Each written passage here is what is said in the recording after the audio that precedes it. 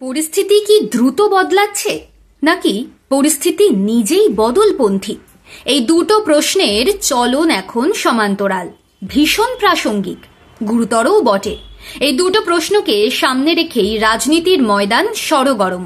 আগামী বছরের শুরুতেই রাজ্যে বিধানসভা নির্বাচন, হাতে বেশি সময়ও নেই। তাই শাসক দলের বিরুদ্ধে ছক সাজাতে শুরু করেছে সব রাজনৈতিক দলই।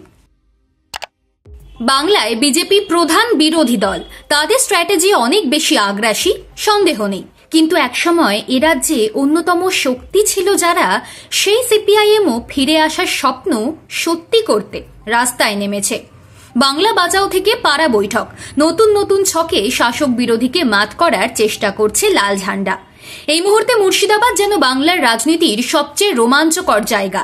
একদিকে হুমায়ুন কবিরের তৃণমূল থেকে নির্বাসন, মমতা বন্দ্যোপাধ্যায়ের জনসভা এবং বাবরি মসজিদের শিলান্যাস, সব মিলেমিশে তীব্র প্রতিক্রিয়া তৈরি হয়েছে মুর্শিদাবাদে।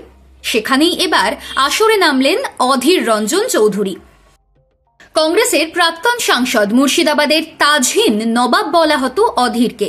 গত লোকসভা নির্বাচনে তৃণমূলের ইউসুফ পাঠানের কাছে হেরে গেলেও তাঁর প্রাসঙ্গিকতা নবাবগড়ে কমেনি, বরং আগের থেকে অনেক বেশি লড়াইয়ের ময়দানে দেখা যাচ্ছে প্রদেশ কংগ্রেসের প্রাক্তন সভাপতিকে। এই অধীর কি এবার অনেকটা বামেদের পথে হাঁটতে শুরু করলেন? গত লোকসভা ভোটের নিরিখে মুর্শিদাবাদের রানীনগর বিধানসভা কেন্দ্রে এগিয়েছিলেন মোহাম্মদ সেলিম। সেখানকারই আরও কিছু জায়গায় বামেদের ভালো ফল করার সম্ভাবনা রয়েছে। সে কথা মাথায় রেখে মুর্শিদাবাদকে পাখির চোখ করেছে সিপিআইএম। অতীতের পাড়া বৈঠক ফিরিয়ে আনা হয়েছে, যে বৈঠকে দেখা গিয়েছে খোদ রাজ্য সম্পাদক মোহাম্মদ সেলিমকে। অভিনবত্বের পাশাপাশি মানুষের ছোট সমস্যা নিয়েও চর্চা শুরু করে সিপিআইএম। অনেকটা বামেদের ঢঙেই মুর্শিদাবাদের জন্য নতুন প্রকল্প নিলেন অধীরও।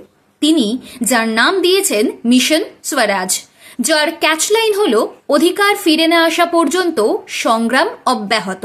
বাংলার বিধানসভা ভোটের আগে সব দলেরই থিম সং আরও গভীরে যাও, অধীরও এই পথই বাছলেন। কংগ্রেসের জনপ্রিয় নেতা অধীরই ব্যাখ্যা করেছেন মিশন স্বরাজ কি। তার কথায়, মুর্শিদাবাদের ছোট ছোট এলাকার সমস্ত মানুষজন তাদের 10টা সমস্যার কথা আমাদের জানান। সেই সমস্যাগুলো নিয়ে আন্দোলন করব, প্রশাসনের নজরে আনব, রাজ্যের কাছে যাব, কেন্দ্রের কাছে যাব। মুর্শিদাবাদের সমস্যা নিয়ে এই প্রথম নামলো তা নয়।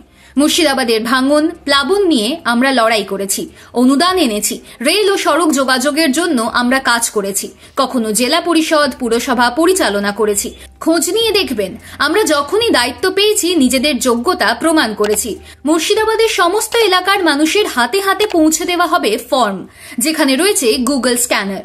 মানুষজন তাদের সমস্যার কথা জানাবেন এর মাধ্যমেই। তা কংগ্রেসের হাতে জমা পড়ার পরই আন্দোলনে নামবেন অধীর।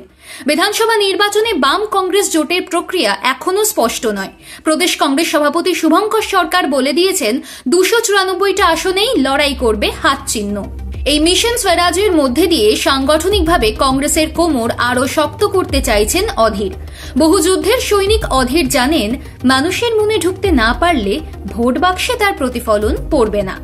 গত লোকসভা নির্বাচনে অধীর হারলেও পুরো জেলায় ভালো ফল করেছিল কংগ্রেস।